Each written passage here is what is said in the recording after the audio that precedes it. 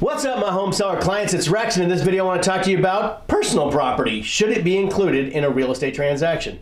We've all heard about boats and cars and planes and stuff like that being thrown in when they purchase the house. Is that something you should be doing to get more money for your house? Is it possible? If that's something you're interested in hearing about, stick around.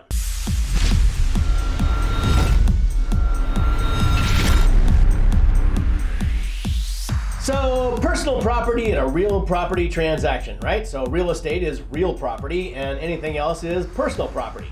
Boats, planes, cars, houses, furniture, whatever. That's all personal property. Now, in real estate, we're selling real property. Real property is real estate. And pretty much we want to focus on the real estate. So the short answer, do you want to include personal property in your real estate transaction? Unless you're in an area where that makes sense, like a vacation area, Hawaii, Florida, where you're selling beachfront condos, and sometimes those items are typically included, all the furniture goes with the house. Generally, I'm gonna say no. You don't wanna include personal property in any real property transaction.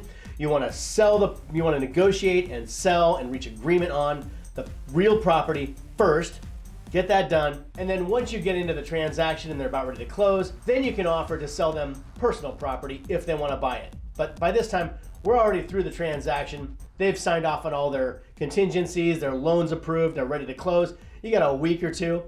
And maybe during this process, we're saying, hey, there might be an opportunity to purchase some of the items in the house if you want to, but we'll talk about that later. And then when we get to that point where it is later, we'll say, oh, by the way, the seller has an interest in selling some of the personal items that are in the property if you want them, or if you just want to leave them, we'll say, hey, they have an interest in leaving personal items if you want to leave them. But the idea is you want to try and get, more money for those items too. Refrigerators, washer dryers, furniture, cars, planes, boats. I don't know. If they want to buy it, then you certainly don't want to not let them buy it if you want to sell it, but we'll just do that separately. In fact, I won't do it at all. We'll just turn it over to you and you can negotiate all that stuff with them directly, because real estate agents don't negotiate on personal property. That's not really what we're licensed for. And it's not something we want to do during the transaction until it's all done and everyone's done with the real property sale and it's almost closed. Then you can start offering, we might mention it. Hey, the seller has an interest in selling some of the personal items. Does your buyer want any? And then we'll, make a list of what's available and they can come in and take a look at it and make an offer if they want, or you can give them prices. And then that's it. So there you go. That's the way to do it. Don't do it is the way to do it. And then do it later if you really want to do it. And it's after all the real property is done. So I know it was a little bit of a weird video, but that's it for this one. If you have any questions, give us a call. If you're ready for us to come over and list your house and sell it and get it going, call us for that too.